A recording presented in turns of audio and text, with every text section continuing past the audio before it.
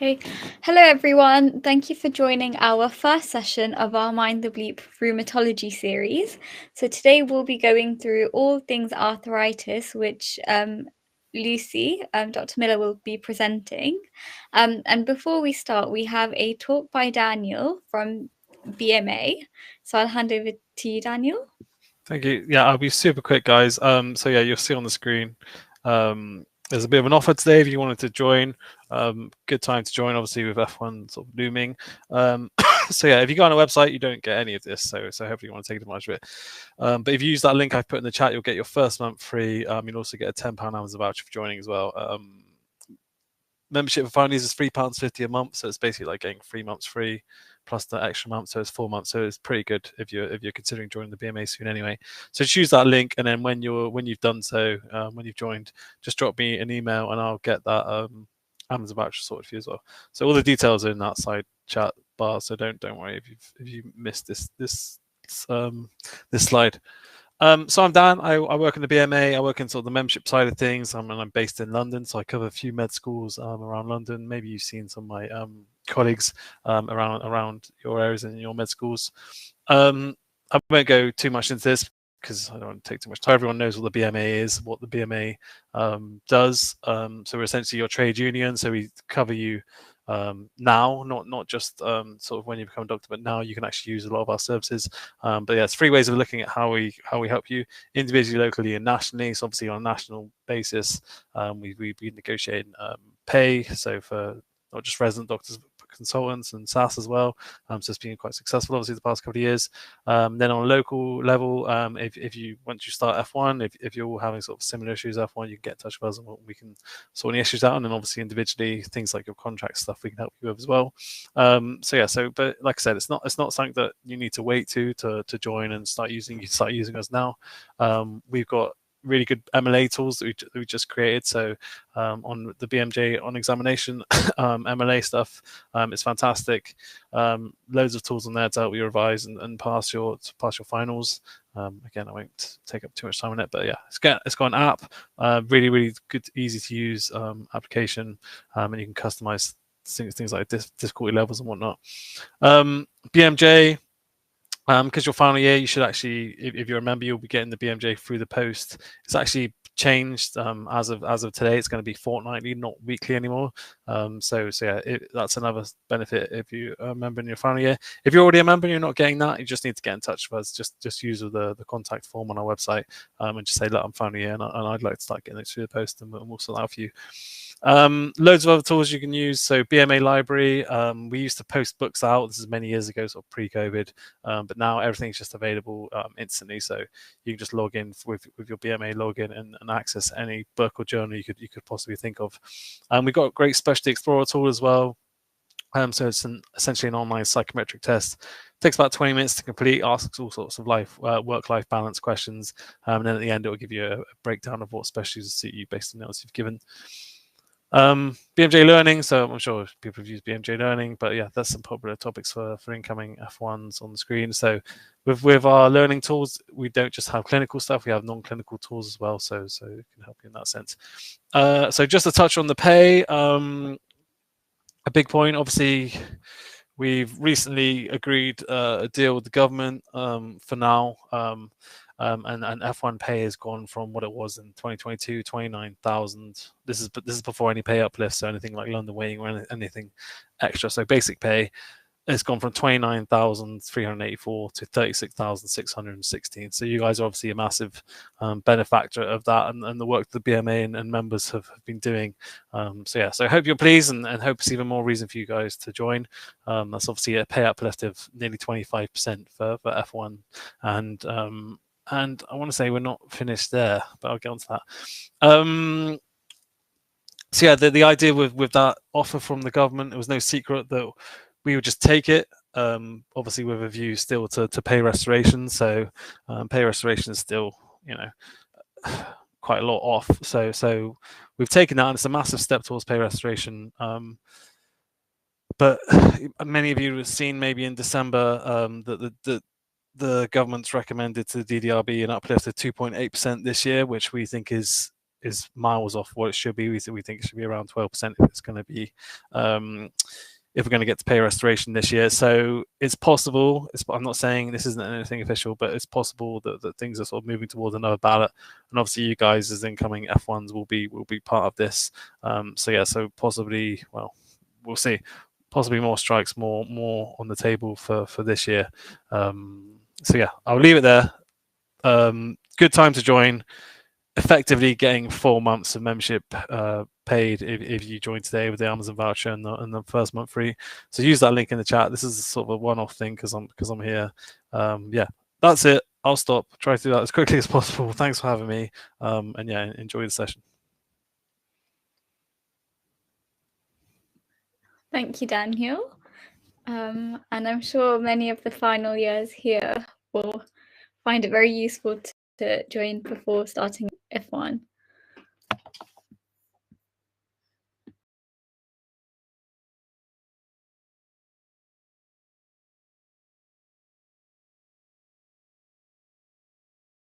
Hi, I'm just trying to share my screen and then I will start. Has it worked? Can you see my screen?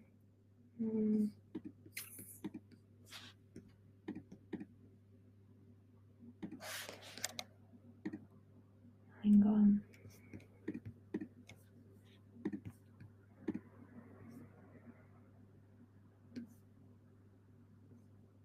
It's just uploading now. Sorry guys, should have done this before. There we go. Can you see it now? Yeah, fab. Okay, so hi, my name's Lucy. I'm a F1 currently working in York. I've done a job in A&E and I've just started my job on Gen Surg. I've got a particular interest in rheumatology, so I thought I would start to do some talks around rheumatology because I find it quite interesting to research that myself. So today's talk is about all things arthritis, and what I'd like you to get from this is mainly how to distinguish between inflammatory forms and non-inflammatory forms, and how you can use different cues in MCQ questions to help you get to the right answer. So just to start with, because I can see the chat function, can anybody list or name any symptoms or anything that would make them think it was an inflammatory form of arthritis? What parts, what wording in a question would make you think it was inflammatory arthritis?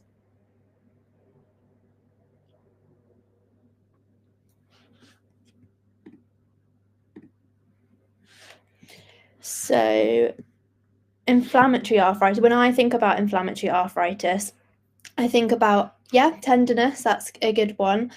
So the joints will be hot, they'll be tender, and they'll be described as pain which is particularly worse with rest and better with activity.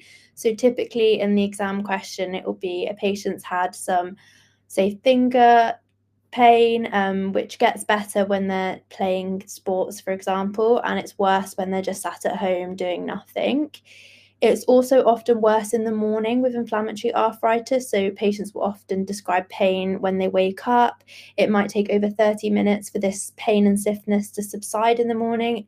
They might be like, "Oh, doctor, it takes me a long time to get going." And those sorts of things point you towards an inflammatory form of arthritis. And there's lots of different types of inflammatory arthritis, which we'll go into. And then you've got your non-inflammatory arthritis, such as osteoarthritis, which is often worse with activity. The activity makes the symptoms worse, whereas when these patients rest, they see an improvement in their symptoms. So from those simple criteria, pretty much, one's worse with rest and one's better with rest. They can help you distinguish between the two different types. I hope that makes sense. So the first form of arthritis that I'd like to talk about is rheumatoid arthritis. So I feel like it's said a lot. We talk about rheumatoid arthritis a lot. And it's probably the arthritis that comes to my mind when I think about arthritis. So it's an autoimmune condition which is caused by chronic inflammation of your synovial linings of your joints. So I popped a diagram in there. Your tendon sheath, and also your bursa, which are your fluid-filled sacs which go around the joint. So it's not only a joint problem. Rheumatoid arthritis affects different parts in the joint and around the joints, for example, tendons attached to bones and things like that. It's often described as pain, which is associated with stiffness and swelling of the joint. So those three things you normally have. You can have a gradual onset of rheumatoid arthritis, or you can have sudden onset, depending on the different types. Often when it's sudden onset, it's a more severe type. It typically affects your small joints in your hands and your feet in a symmetrical fashion. So in a question, if the joints that are affected are asymmetrical, for example, just one hand, it's less likely to be rheumatoid arthritis. In particular, you've got your MCP joints, which are here in your hand. You've got your PIP joints, which are here in your hand, your wrist, and then your MTP joints in your feet. If it's your distal IP joints, which are the ones at the ends of your fingers, it's not likely to be rheumatoid arthritis. It doesn't affect those joints. What you also get with rheumatoid arthritis, because it is a autoimmune condition, it causes systemic symptoms. So you've got things like fatigue, weight loss, flu-like symptoms, and then muscle aches and weakness as well. So it's a whole syndrome of things, not just joint pain. You also get extra-articular manifestations. These are particularly, I think, they love to test these on PassMed. I remember this coming up a lot when I was doing my finals. So things like pulmonary fibrosis, patients with rheumatoid arthritis can get pulmonary fibrosis. Bell's syndrome, which is rheumatoid arthritis with neutropenia and splenomegaly. You can get secondary Sjogren's as a result of rheumatoid arthritis, anemia of chronic disease. You can get rheumatoid nodules, which are harmless nodules on the skins on your elbows or your fingers. And these can often be mistaken for things like Bouchard's nodes and things, which we'll talk about in osteoarthritis. Also get a higher increase in carpal tunnel syndrome, and then problems with your eyes like episcleritis and scleritis, with episcleritis being painless and scleritis being painful. So I would recommend that you, for your finals, that you know some of these associations, because they can be tested in MCQ questions and they can help you answer. So some of my exam questions for uni, the key to the question was knowing that pulmonary fibrosis was associated with rheumatoid arthritis, so you knew it was rheumatoid arthritis. So it just gives you more clues when you're answering questions. And then, so you get different hand signs with rheumatoid arthritis. So you get a Z deformity of the thumb. So the thumb can appear to be Z-shaped, like the diagram there. You can get a swan neck deformity where your PIP joints are hyperextended and then your DIP joints are flexed. You can get a Bhumini deformity, which is a hyperextended DIP with a flexed PIP. And then you also get ulnar deviation of the fingers as well. I think it's important to know some of these hand signs, because typically patients with osteoarthritis and rheumatoid arthritis are quite stable, so they might bring them in for things like OSCEs. That was definitely the case in my medical school. So just having an awareness of how you would spot them as well. Going on to diagnosis. So if you're, for example, in GP and you're expecting that your patient has rheumatoid arthritis, they need to have an urgent referral to a rheumatologist to be fully assessed. But there are things that you can do in the interim to help guide this assessment further on. So these patients typically have persistent joint pain, stiffness, and swelling. So you can do blood tests. First of all, you would check for your rheumatoid factor. So this is seen in about 70% of patients with rheumatoid arthritis. If that's positive, it would lead you to think it was rheumatoid arthritis. But you also can check the anti-CCP antibodies, which are more sensitive and more specific to rheumatoid factor. And by that, we mean that more people that don't have it. So rheumatoid factor is more likely to be seen in patients who don't have rheumatoid arthritis than anti-CCP, because it's more specific for it. So you could do your ANA, but it wouldn't be very specific for it. You would want to do particularly your rheumatoid factor and your anti-CCP. I think ANA is more for things like vasculitises, but if you were unsure of the cause, I would think they would probably do them all. But if you're thinking, oh, this is definitely an arthritis, they might just stick to your rheumatoid factor and anti-CCP. Definitely in primary care, they do that. You get x-rays of the hands and feet, so you can look for changes in the bones as well. So it's quite a small picture. So you can see you get periarticular osteopenia, so the above and below the bone is a lot weaker, which you can see on an x-ray. You can also get bony erosions where the bone's weaker or where the inflammation has eroded into the bones. You get joint destruction and deformity, and you can also see soft tissue swelling on the x-ray. You're less likely now to see the x-ray changes where you were before, because we've got much better at picking up arthritis earlier, so it becomes less common to see these things. But it's still really important that we do the x-rays just to make sure that they're not further on in the disease state. Some people think that ultrasounds and MRIs can be done to detect synovitis, but it's not always necessary, and that would be guided by a rheumatologist. There's a monitoring score that I'd recommend being familiar with, which is DAS28. And this is to monitor the disease activity for patients. As their score increases, their disease becomes more severe, and it's called DAS28 because it assesses 28 joints, particularly looking at whether they're swollen, tender, and also correlating that with their CRP or their ESR result. So it gives you an overall indication of the amount of inflammation that's going on, and then where that's and what joints are affected. Management-wise, so for most rheumatological conditions, DMARDs are the mainstay of treatment now, which are disease-modifying anti-rheumatic agents. There's lots of different types of DMARDs. And you've got, so first line is typically monotherapy with either methotrexate, leflunomide, or sulfalazine. And then second line would be a combination of those agents. So you could use methotrexate and sulfalazine, or methotrexate and leflunomide, depending on the patient. Third line is biological therapies and methotrexate. So your biological therapies are your TNF-alpha inhibitors, your anti-CD20 such as rituximab.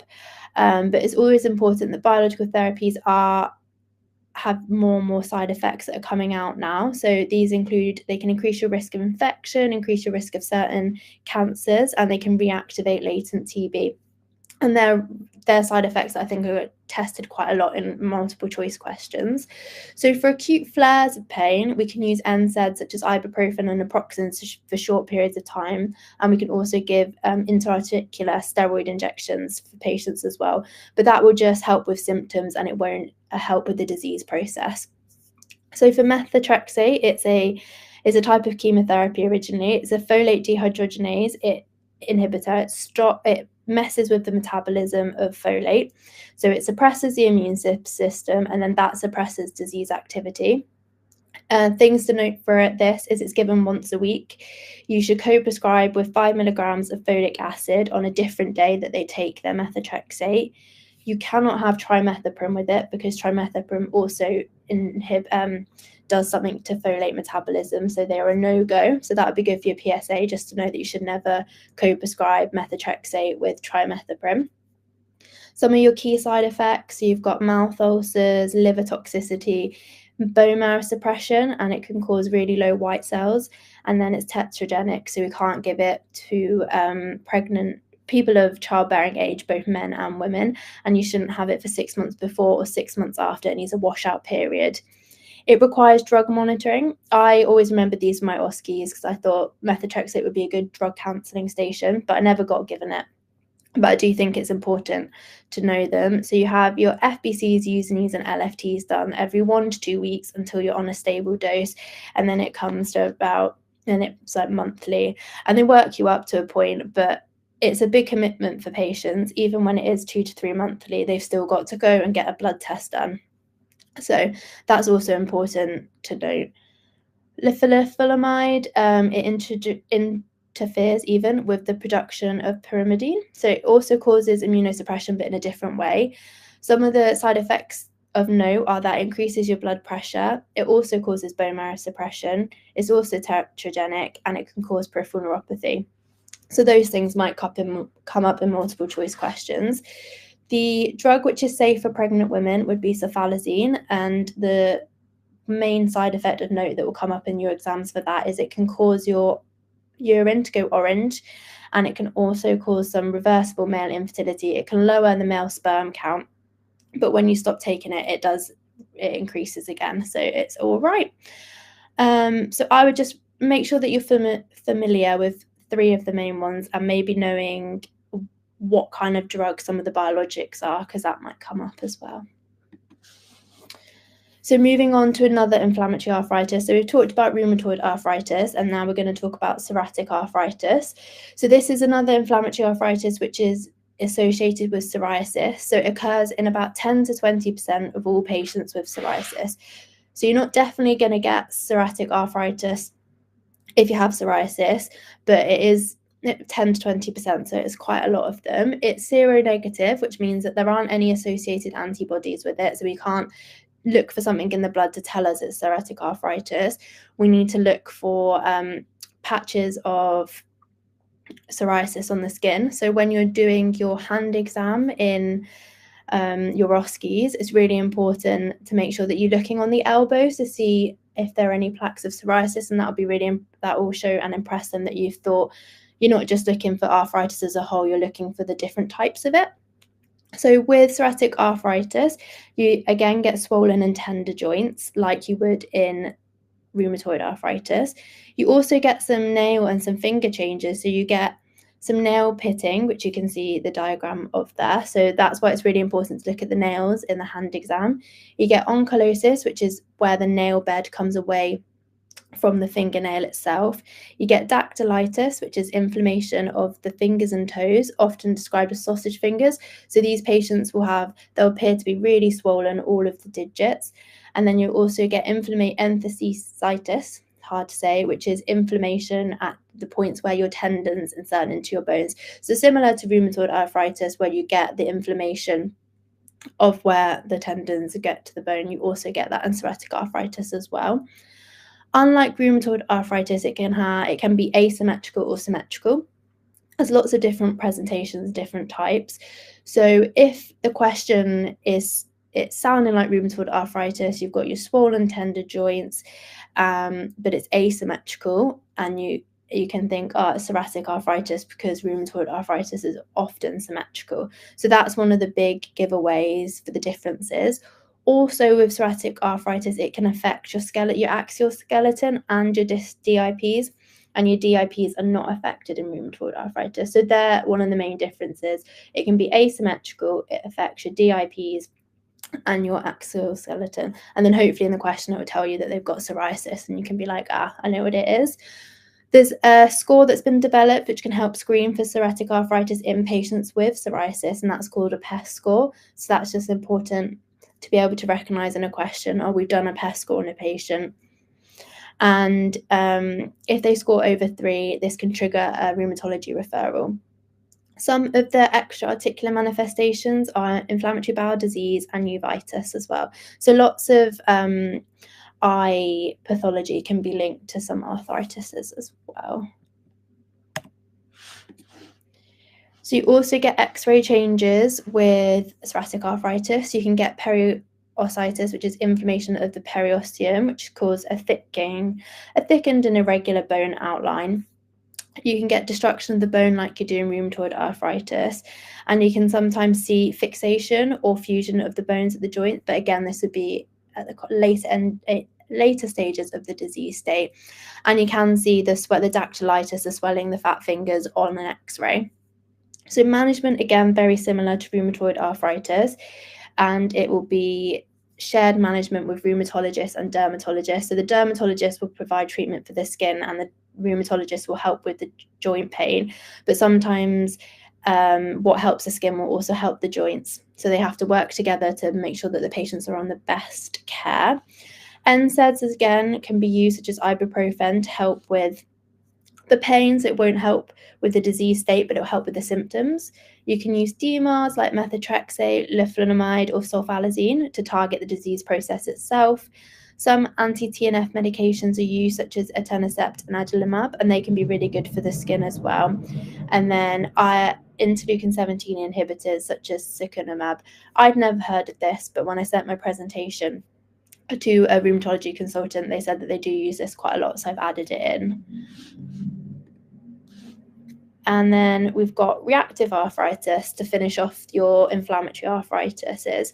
So this is joint inflammation, which typically happens in one or more joints, and it's usually as a result of an infective trigger. So it's seronegative again, so we can't test for any antibodies for reactive arthritis. It's commonly triggered by gastroenteritis or a sexually transmitted infection. So in your MCQ, you're looking, they've had like 2 weeks ago, 3 weeks ago, they've had a bout of food poisoning, so that would be giving you a clue, and now they've got a painful knee. And then with sexually transmitted infections, just got to think younger adults are more at risk. So if you've got a 21 male or female, are they more likely to have like an STI, which is called their reactive arthritis, or a gastroenteritis? So that's a decision you need to make by reading between the lines of the question. So chlamydia is the STI that most commonly causes reactive arthritis, because gonorrhea is more associated with septic arthritis. And then Campylobacter, Shigella, and Salmonella are just some of the types of bacteria which can trigger reactive arthritis. It will present often with a hot, swollen joint, and it's usually only one joint. So most of the time with reactive arthritis, you need to make sure that it's not septic arthritis, so it needs to be managed in line with your hospital's hot joint policy.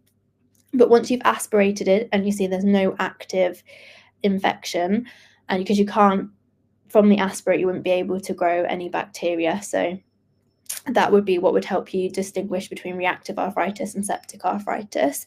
Some of the common symptoms with it as well is you can get bilateral conjunctivitis, anterior uveitis, urethritis, and then dermatitis of the head of the penis. So I always remembered it as can't see, pee, or climb a tree. So they can't climb a tree because they've got painful joints, for example, their knee hurts. They can't see because of conjunctivitis or anterior uveitis. And then difficulty peeing, so urethritis, will cause dysuria. So if any parts of the question link any of those three things, it would make me think straight away about reactive arthritis. It's associated with the HLA-B27 gene, and this is also associated with some other rheumatological conditions such as ankylosing spondylitis. It's associated with psoriasis and inflammatory bowel disease. Management, so you need to first of all make sure that it's not septic arthritis, because that's very dangerous and needs IV antibiotics straight away.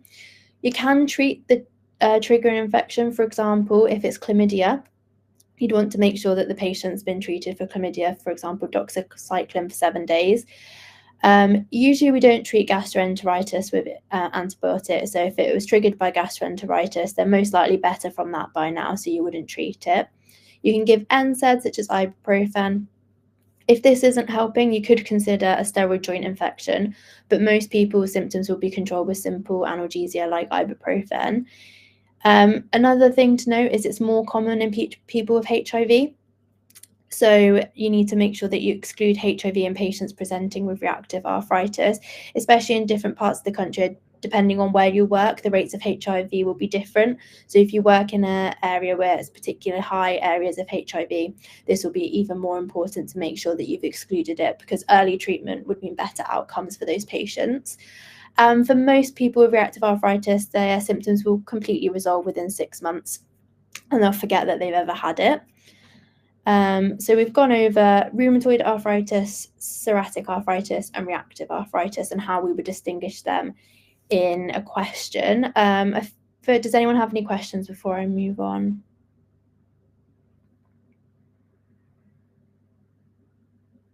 No? Okay. There's some MCQs that we can work through at the end. I won't talk for the whole time, don't worry. So moving on to osteoarthritis. So this is what we call the wear and repair now in the joints, not wear and tear as we did before. So it's where your cartilage is damaged from increased use. It can just be every day, or you might have patients that have been particularly active, and the cartilage becomes damaged to a larger extent than can be repaired by your chondrocytes, which are what create your cartilage. So when that balance is tipped more towards damage and less towards repair, you start to see symptoms of osteoarthritis. You typically see it more in your bigger joints, so your hips, your spine, your C-spine, your lumbar spine.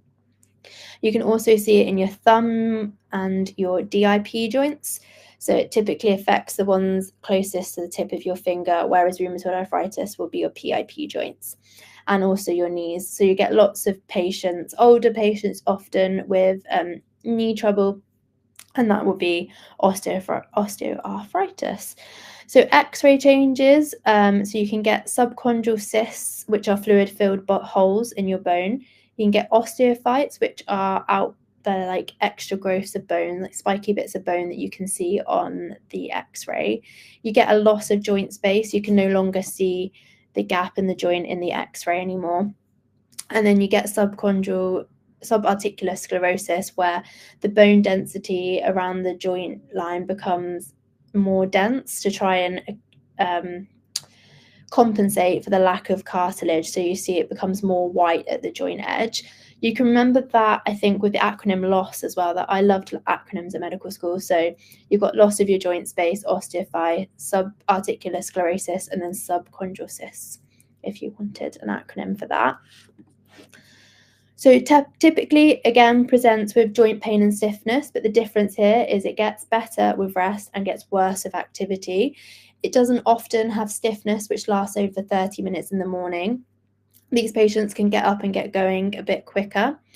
They might have bulky bony enlargement, so your osteophytes on the hands or around the joint that's affected. They'll have restricted movement in that joint. You might hear crepitus, for example, if you bent a knee and you put your hand over it, so this is my knee, and you extended the knee like that, you'll be able to hear the crepitus. So when you're doing a knee exam, I think that's part of the knee exam, is to have a feel for crepitus. And then you'll also get effusions around the joint, so they'll look quite swollen. Hand signs, you get squaring of the thumb, and that's different to rheumatoid arthritis, where you get Z-shaped thumb, so that can help you distinguish.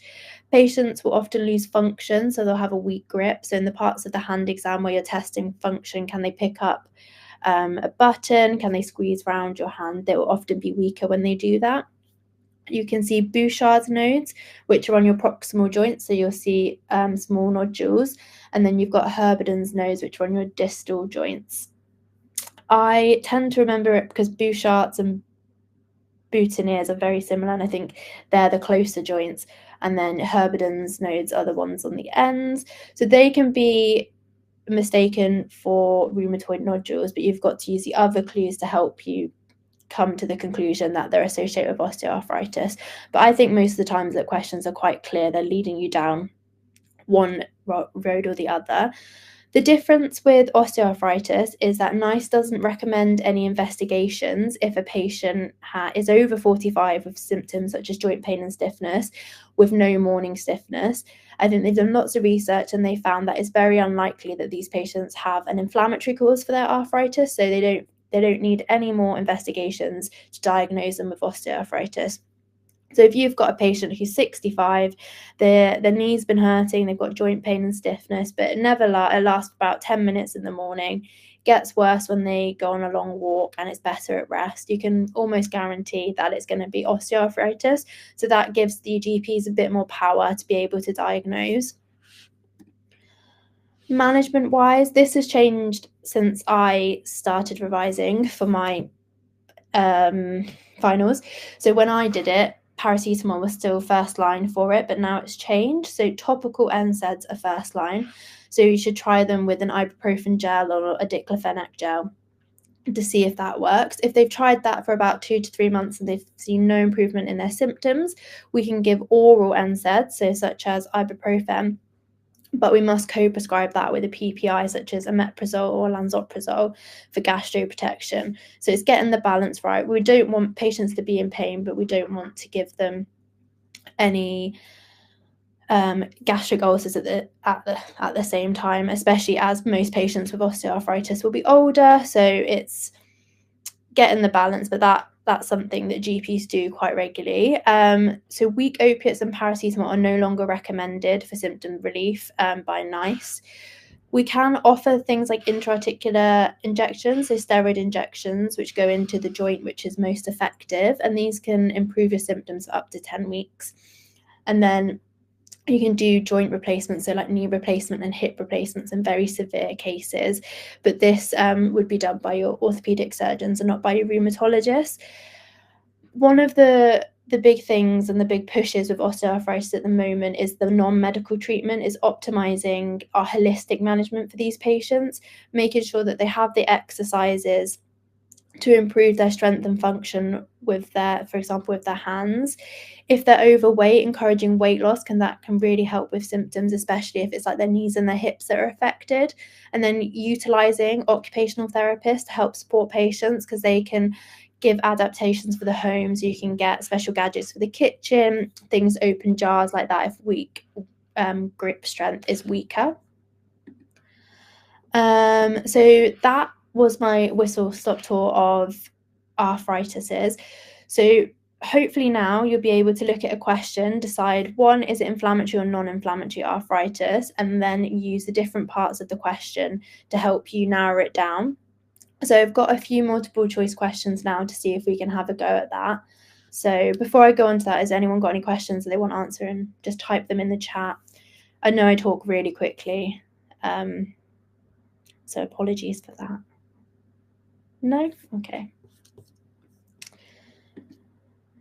So for this question, we've got a 53-year-old man who presents to his GP with some joint issues. He has had joint pain and swelling with persistent morning stiffness, which lasts for over... yes, reactive arthritis is also seronegative, because you can't test for a antibody for that either. So this 53-year-old gentleman has joint pain and swelling, which is with persistent morning stiffness, which lasts for 2 hours. His joint symptoms initially began with his MCP, so these ones, and his PIP joints, and now his wrists are involved. When you examine the patient, he has symmetrical joint swelling on both sides. They're tender, and he has restricted range of motion in his wrists. Also, when you have a look at the hands, there's some ulnar deviation. What would you expect to see on his x-ray? So to start with, do we think that this is inflammatory arthritis, or do we think it's a non-inflammatory arthritis? If someone could put something in the chat. Yeah, I agree. I think it's an inflammatory arthritis, and I think the clues in the question that tell us this is it lasts more than 2 hours. It's got persistent morning stiffness as well. So that makes me think straight away. So we've ruled out osteoarthritis, so we don't need to think about that. So the next part of the question is, what would you expect to see on his x-ray? So for this, we need to decide, do we think it's rheumatoid arthritis? Do we think it's psoriatic arthritis? Or do we think it's reactive arthritis? So has anyone got any ideas what they think it would be?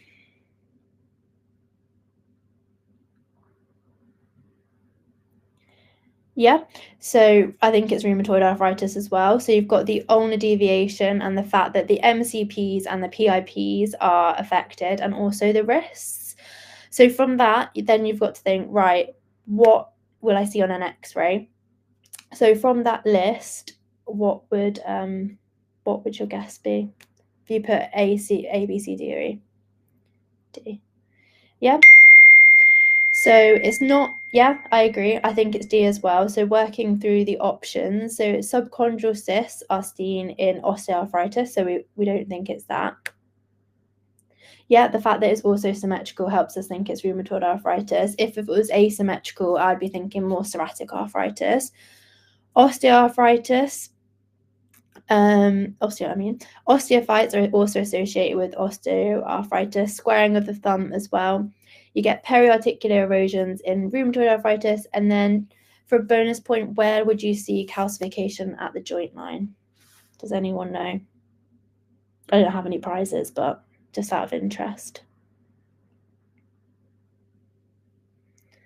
No. So it could be pseudo-gout. So you can get like a swollen hot joint with pseudo-gout, but that'll be talked about in a different talk. But I just popped that in there to see. Yeah, pseudo-gout, perfect. So yeah, it was periarticular erosion. So we talked about the fact that it's inflammatory arthritis, the joints involved, the examination findings that point us towards RA, and then just having to remember the x-ray changes, which are specific to RA, to help us answer the question. So next question is, a 6-year-old man presents to the GP with left-sided knee pain. He has been diagnosed with osteoarthritis. He's got no past medical history or medications. He was trialed on a topical NSAID for 3 months, for example, like an ibuprofen gel. but this did not relieve his symptoms. He would like something to control his pain long term. What would the most appropriate next step be? So for this question, we don't need to work out if it's inflammatory or non-inflammatory because they've told us it's osteoarthritis. It's trying to test, do we know the management? So they've already tried the first line agent, which is a topical NSAID. So do you guys think it's A, a steroid injection, B, cocodamol, an oral NSAID, paracetamol, or another topical NSAID? Yeah, C. So yeah, I think it's C. You would use a topical NSAID with PPI cover because they don't use a weak opiate anymore like cocodamol. We don't use paracetamol. They've already tried a topical NSAID, so trying diclofenac over ibuprofen is not going to make a difference. And before we move to a steroid injection, we should try a NSAID. So yeah, first key is just knowing the management steps and when it would be appropriate. So for that question, it also wanted you to think that steroid injections only provide relief for 10 weeks. So it wouldn't be a long-term option for him. That would be for more of an acute flare of his pain. I think this is the last question. So a 25-year-old man presents to the GP with 1 month history of joint pain. The stiffness is worse in the early morning and improves with use. He has no past medical history. He has a family history of psoriasis and vertigo. He smokes around 10 a day and he's recently recovered from a viral throat infection 2 days ago. He has swelling in his left knee and his first and his second MTBs of his right foot, and he has tenderness and reduced range of active and passive movement. So it's a 25-year-old man and he's got 1 month history of joint pain, which is worse in the early morning and improves with use. So do we think... A will last for 10. Okay. Do we think it's inflammatory or non-inflammatory? B. So it's an inflammatory arthritis. So we've worked that out. So there's lots of different clues in this question. So he has a history of psoriasis and vitiligo. So there's lots of different autoimmune conditions. The fact that he's had a viral throat infection 2 days ago, but it's not making us think about, it's not a gastroenteritis or anything like that. So D. So yep, psoriatic arthritis. So we know it was inflammatory arthritis. He had a family history of vitiligo and psoriasis. So he's got a strong autoimmune history, and the fact that there's psoriasis in the family, he might develop psoriasis at some point. He had an asymmetrical joint involvement, so that makes us think it's more likely psoriatic rather than rheumatoid. And then just the point that the skin lesions can appear after arthritis, just depends on the patient. So that should never completely guide your answer in a question or when you see a patient. So I think that's everything I have to say about arthritis. If anyone has any more questions, just put them in the chat and I'll do my best to answer them as well. No. Well, I hope it was helpful.